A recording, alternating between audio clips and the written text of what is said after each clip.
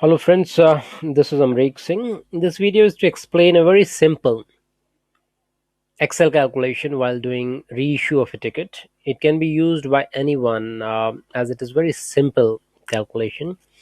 And which GDS you are using, whether it's Sabre, Amadeus or Galileo or anything else, it doesn't make any difference because it's all manual calculation.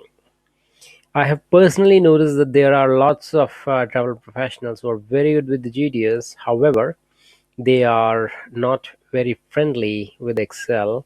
So this video will help such people who are doing all the manual calculation or who are using just a simple calculator.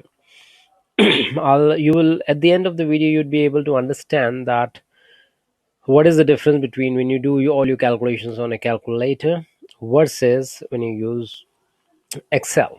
Okay, so here we go. There are three situations. One is when the new fare, the comparison starts with the new fare and the old fare.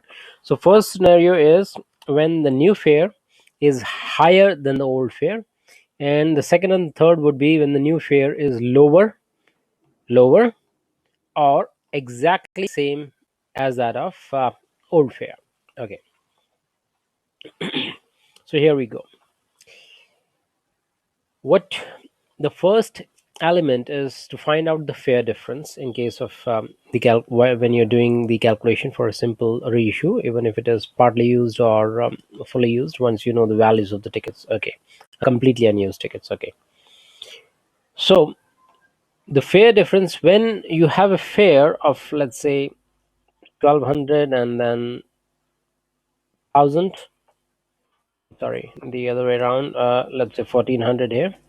If you have simple numbers 1400 versus 1200, then you can find out the difference as 200. However, in practical life the things are completely different.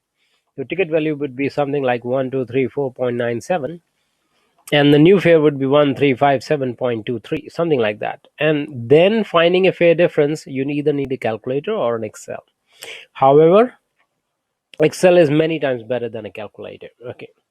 And never use the manual calculators, the big ones that you have to carry in the hand. It, it's absolutely not good in front of Microsoft Excel, okay. Airline penalty, it can be 100, 200, 150 depending upon. So I'm just sort of taking an example of 150. I will do a separate video on how to find out the airline penalty from the GDS. So then the third thing, the next thing is the profit. How much profit you want in that transaction? It can be 25, it can be 30 per ticket or whatever. So once you know the fare difference, the penalty, and the profit, you need to add all three of these. And you can quote to the customer the total to be charged is 302.26. Any change in these boxes, in these cells, and your numbers will change automatically. Suppose the number of tickets is 3, so it gets multiplied, and total amount to be charged is this. So this is per ticket. This is for all the tickets and total profit that you're making. Suppose when you have given a quotation that okay, the total charge is 302.26 and final total for all the 3 tickets is 906.78, and now customer does some bargaining, can you give me some discount? So you can give some discount, and you can see the numbers are changing. You can give some discount and the numbers are changing. So you can quickly tell the customer as you change the numbers. Yeah, if suppose you don't want to change, reduce your profit, but at the same time the penalty is same, customer says that okay, can you do, I'm flexible and you can change the dates or I can change the time, etc. And there is a cheaper option by changing the date. So if the new fare is even lesser than that, let's say $50, so I'm going to change it like this, minus 50 here, suppose. So the fare difference has gone down. So now you can quickly tell the customer, okay,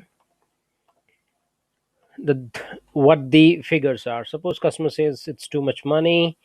Suppose it's a party of 8 people, so total amount that they need to make they need to pay is 2058 here, because there are 8 tickets, so it gets multiplied, and customer has a budget that he can't spend more than, let's say, $1,800. So if you reduce, it comes to 1,800 automatically. So you can advise the customer that, okay, by paying $1,800, what I can do is I can change it for 7 tickets and not for eight. Customer says no, I can spend only 1,000. So just put a simple, just a rough figure, that how much customer has to pay for 3 tickets, how much for 4 tickets, how much for 5 tickets, and the numbers change automatically, and you can tell the customer. So at the same time, this information you can document. If you have an internal documentation system, you can document it somewhere and keep it for safe. Even if the customer has gone and he says no, I don't want to buy it at this point of time, you can still keep this documentation safe somewhere, so that when the next time customer calls in and he talks to you or somebody else, he or she would have information that, okay, what is the amount that was quoted and what was the calculation. If you have to explain it to the customer, then it can be explained with the column D here. So here we go.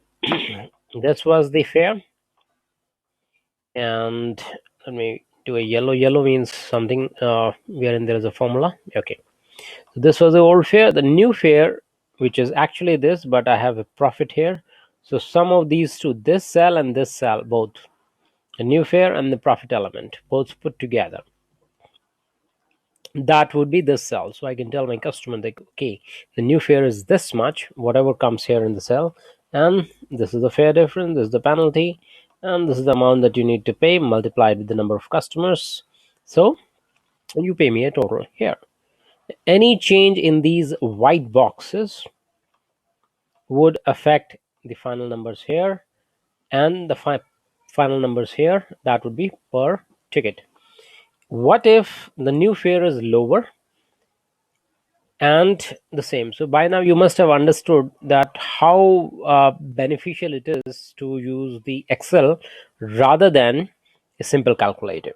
Okay, going a step further, what if the new fare is lower or it is equal?